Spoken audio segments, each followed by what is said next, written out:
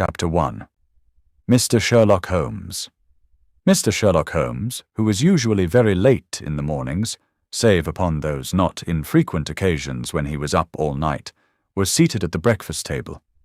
I stood upon the hearth-rug and picked up the stick which our visitor had left behind him the night before.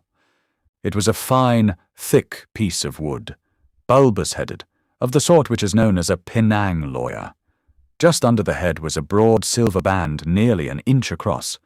To James Mortimer, M.R.C.S., from his friends of the C.C.H., was engraved upon it, with the date 1884.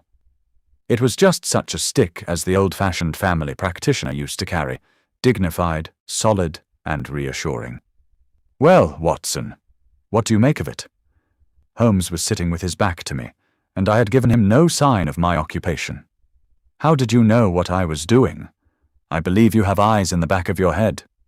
"I have at least a well-polished silver-plated coffee-pot in front of me," said he. "But tell me, Watson, what do you make of our visitor's stick? Since we have been so unfortunate as to miss him and have no notion of his errand, this accidental souvenir becomes of importance. Let me hear you reconstruct the man by an examination of it." "I think," said I, following as far as I could the methods of my companion, "that Dr. Mortimer is a successful elderly medical man, well esteemed since those who know him give him this mark of their appreciation." "Good," said Holmes. "Excellent. I think also that the probability is in favor of his being a country practitioner who does a great deal of his visiting on foot." "Why so?" "Because this stick, though originally a very handsome one, has been so knocked about that I can hardly imagine a town practitioner carrying it. The thick iron ferrule is worn down, so it is evident that he has done a great amount of walking with it." "Perfectly sound," said Holmes. "And then again, there is the Friends of the C.C.H. I should guess that to be the something hunt, the local hunt to whose members he has possibly given some surgical assistance, and which has made him a small presentation in return." "Really, Watson, you excel yourself," said Holmes, pushing back his chair and lighting a cigarette. "I am bound to say that in all the accounts which you have been so good as to give of my own small achievements, you have habitually underrated your own abilities. It may be that you are not yourself luminous, but you are a conductor of light. Some people without possessing genius have a remarkable power of stimulating it. I confess, my dear fellow, that I am very much in your debt." He had never said as much before, and I must admit that his words gave me keen pleasure, for I had often been piqued by his indifference to my admiration, and to the attempts which I had made to give publicity to his methods. I was proud, too, to think that I had so far mastered his system as to apply it in a way which earned his approval. He now took the stick from my hands and examined it for a few minutes with his naked eyes. Then, with an expression of interest, he laid down his cigarette, and carrying the cane to the window, he looked over it again with a convex lens. "Interesting, though elementary," said he as he returned to his favourite corner of the settee. "There are certainly one or two indications upon the stick. It gives us the basis for several deductions. Has anything escaped me?" I asked with some self-importance.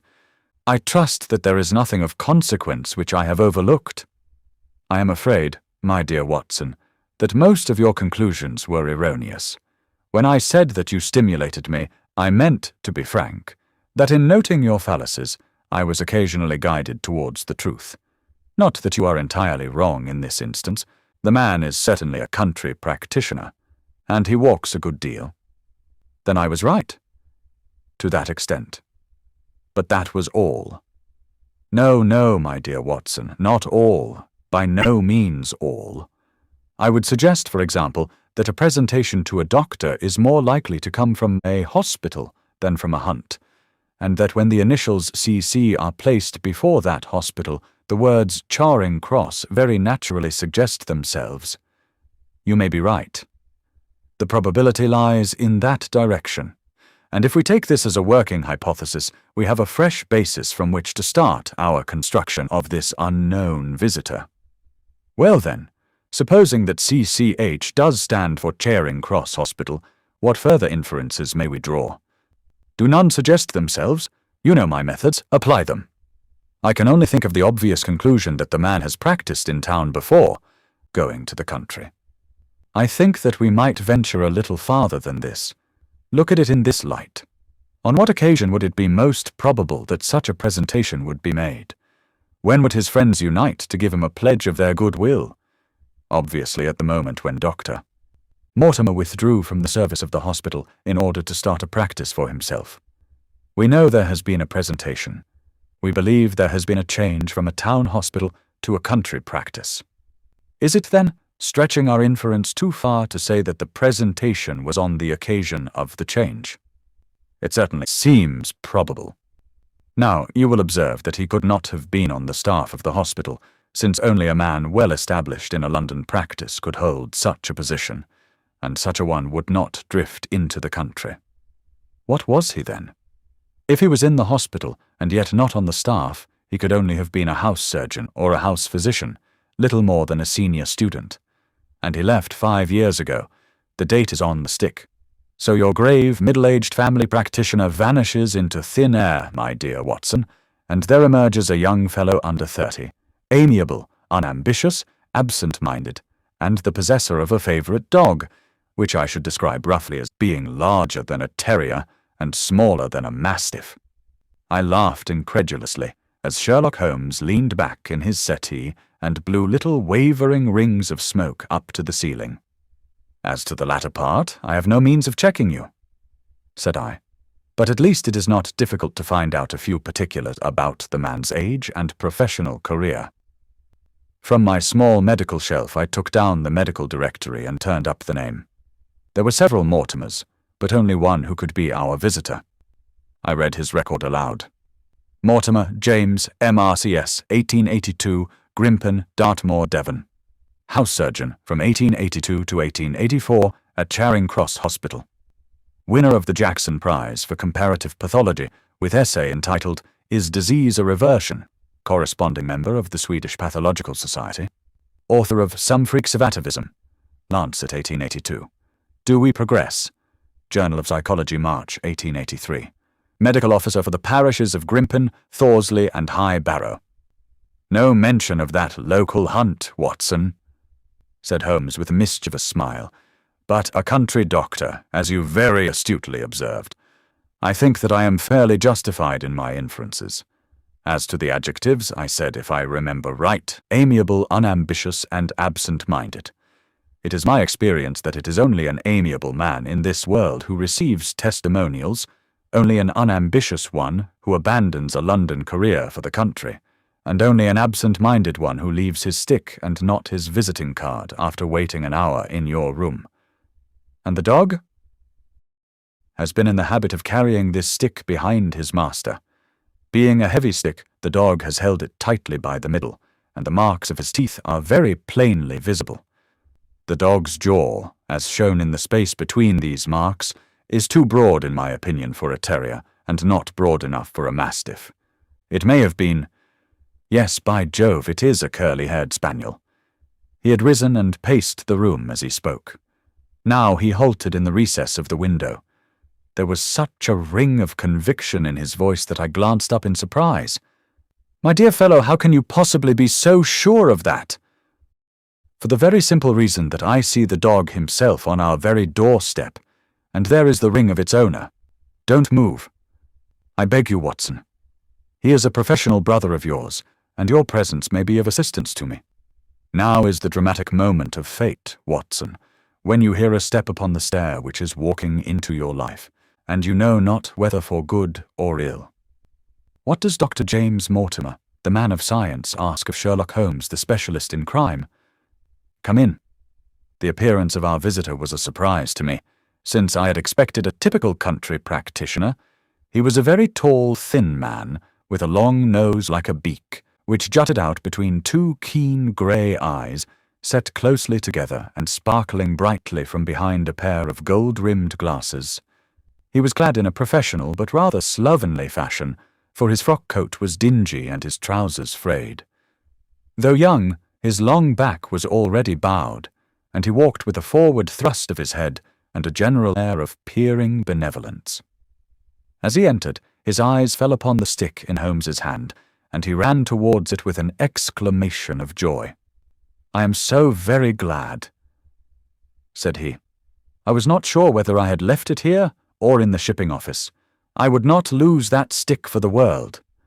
A presentation, I see," said Holmes. "Yes, sir. From Charing Cross Hospital. From one or two friends there on the occasion of my marriage." "Dear, dear, that's bad," said Holmes, shaking his head. Dr. Mortimer blinked through his glasses in mild astonishment. "Why was it bad?" "Only that you have disarranged our little deductions. Your marriage, you say?" "Yes, sir. I married and so left the hospital, and with it all hopes of a consulting practice. It was necessary to make a home of my own." "Come, come, we are not so far wrong after all," said Holmes. "And now, Dr. James Mortimer." "Mr. Sir, Mr. A humble M.R.C.S. And a man of precise mind, evidently. A dabbler in science, Mr. Holmes, a picker-up of shells on the shores of the great unknown ocean. I presume that it is Mr. Sherlock Holmes whom I am addressing, and not— No, this is my friend, Dr. Watson. Glad to meet you, sir. I have heard your name mentioned in connection with that of your friend. You interest me very much, Mr. Holmes. I had hardly expected so dolichocephalic a skull or such well-marked supraorbital development. Would you have any objection to my running my finger along your parietal fissure?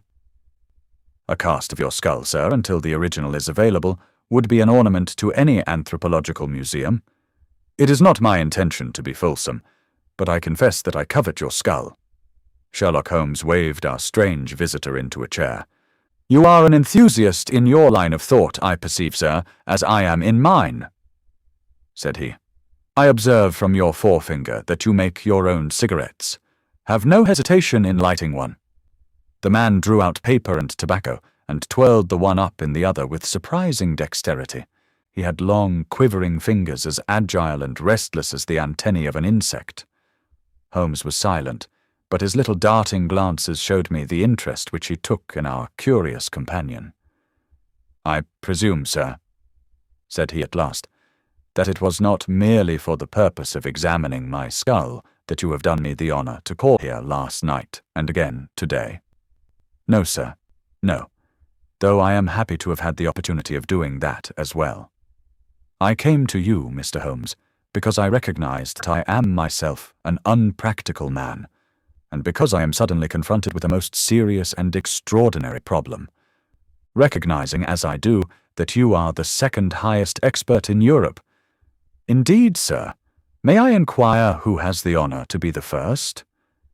asked Holmes with some asperity. "To the man of precisely scientific mind, the work of Monsieur Bertillon must always appeal strongly." "Then had you not better consult him?" "I said, sir, to the precisely scientific mind, but as a practical man of affairs it is acknowledged that you stand alone. I trust, sir, that I have not inadvertently—" "Just a little," said Holmes. "I think, Dr. Mortimer, you would do wisely if without more ado you would kindly tell me plainly what the exact nature of the problem is in which you demand my assistance."